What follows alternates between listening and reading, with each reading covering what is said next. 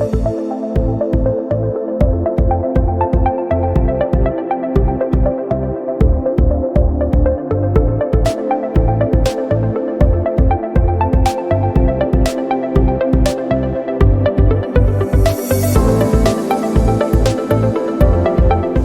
to Fast Networks. My name is Foster. It's great to have you here with us today. At Fast Networks, we make network security and cybersecurity easy for you and your organization. Join us as we continue our series on social engineering. Today, we're going to be looking at the different types of attacks that fall under the umbrella of social engineering.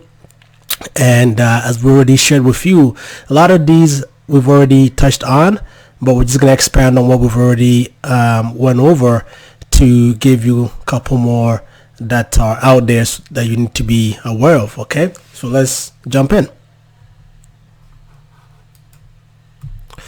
So one of the different flavors of social engineering is called quid pro quo, right?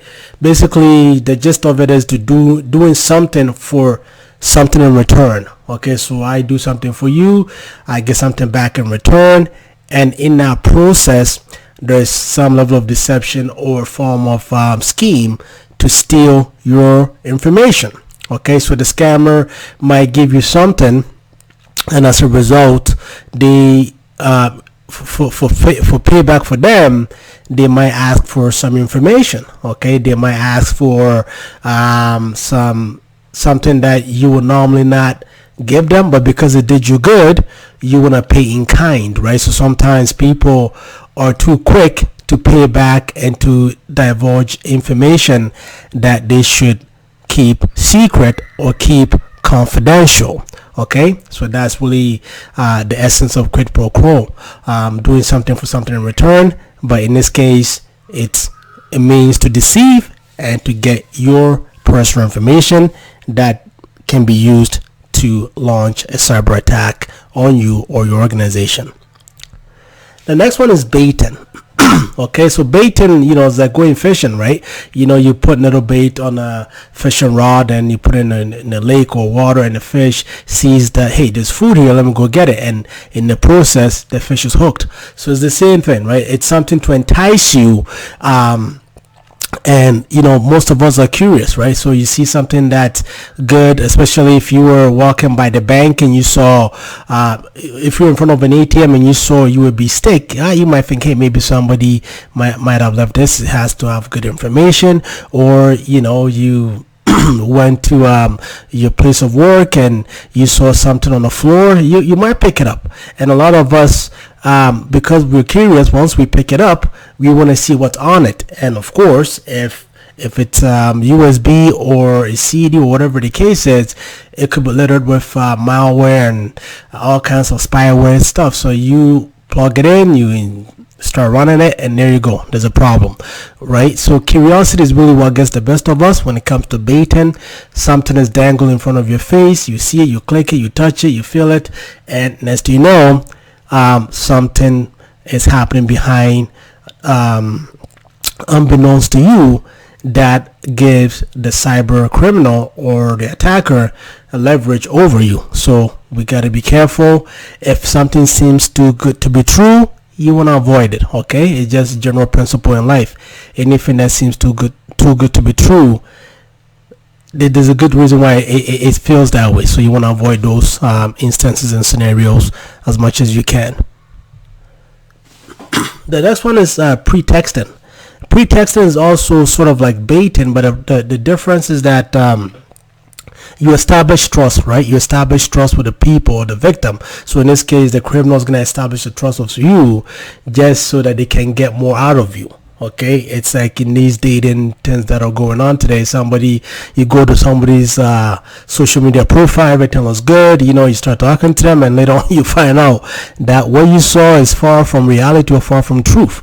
Okay, so really they use fake scenarios. They'll call you and pretend that the house is on fire, and for me to help you, give me your alarm code to get into your house, blah blah blah. Or in the case of, sometimes they'll call and say, hey, there's something wrong with your computer, we can help you fix it. The idea is to establish trust, and once they've done that, they create a fake scenario, and of course the fake scenario is trying to get you to give out information so that they can attack you later on, right? So really be careful when random people start befriending you and trying to ask you questions that normally people don't ask on the first couple of conversations, right? So really be careful, because it's really enticing. It's really prevalent out there. People reaching out and trying to garner information from you, only to use it against you down the line. Then there's tailgating. Tailgating is really piggybacking, right? We've all had this happen to us.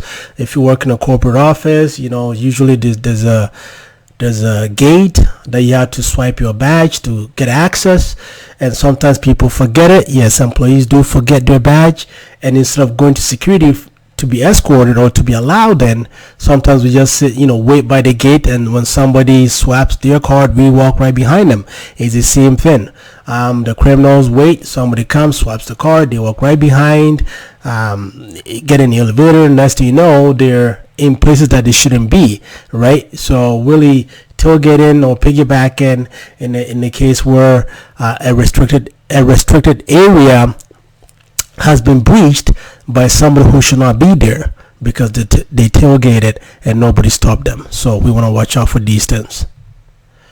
There's another one called scareware. Really, the idea is to scare you into acting, right? So quite often you see pop-ups on these websites or even on social media websites. Oh, hey, your computer's been infected. Act now. Click here, click there, and of course, if you click on those fake pop-ups, well, guess what? It can install spyware that allows them to see what you're doing. Of course, they're not sitting there looking, but whatever information you are gleaning or you are reading or flipping through, it could, if there's a spyware on your computer, it could send that information back to the criminal or to the cyber criminal. Okay, so really, it's done to scare you to act. Okay, so you might see a lot of these fake news and fake things going on. A lot of it is riddled with falsehood. So what you want to do is to really do your own investigation. If you see these pop-ups, do not click on them. Do not, under any circumstances, click on these pop-ups. Just avoid it. Close the browser or get out of that page and move on. Okay, and usually if you have a Windows system, at least Windows 10, it comes with a built-in Windows anti-malware, antivirus scan software that you can scan your system to make sure that you're not being infected. Okay, so the idea behind scareware is to scare people to act with fake and false threats. Okay. You might even get a fake email with warnings in it. Oh yeah, this is gonna happen if you don't act now. I can imagine in the States now where they give that COVID-19 package. I could imagine all of these fake emails going on with people trying to get your information or get your money. Okay, so be careful. Spoofing is really another word for faking something, right? So really what the criminals will do in this case is they'll create a fake website, but the thing is the website looks just like the real thing. Of course, you're gonna see, if you really pay attention, you'll notice some things are off, but when you first look at it, it looks legitimate. So spoofing is creating fake websites, fake accounts, fake phone numbers. They pretty much anything online can be spoofed these days. So really you want to be careful when you're visiting websites, especially if you got an email that says, hey, click on this link or do this and do that. You want to be really careful clicking those and going to those websites. So be careful, because a lot of the things we see and do online can be spoofed, and the criminals know that if we can spoof a lot of these legitimate information, people will click on it, and as they click on it, they become victims that we can later on go and attack them and get your information. So be careful. And then as usual, that a lot of these tips are repetitive or the same thing, right? A lot of these how to avoid a lot of these attacks or mitigate them is to apply the same principles. Okay, you apply the same principles. If it's an email, you want to double check. If it's caller ID that came, if it's a phone call that you received with a caller ID that looks legitimate, you want to validate by going to that company's website and getting their phone number and calling direct. You don't want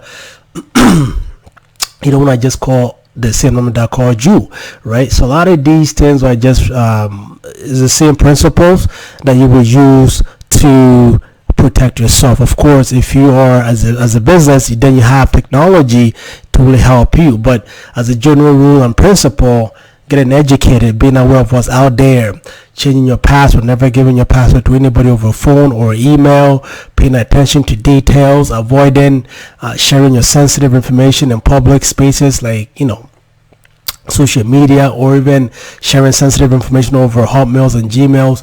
All of those things hold true for all of these social media attacks. And as I said, if you're a business, then there are other ways you can look into protecting yourself. But as a general rule and principle, these will help you avoid or stay safe. Well, until next time, take care, stay safe, and we'll be back. If you like what we're doing, subscribe and like, and you can find out more when you visit our website at faci.ca, faci.ca. Thank you. Take care. Bye-bye.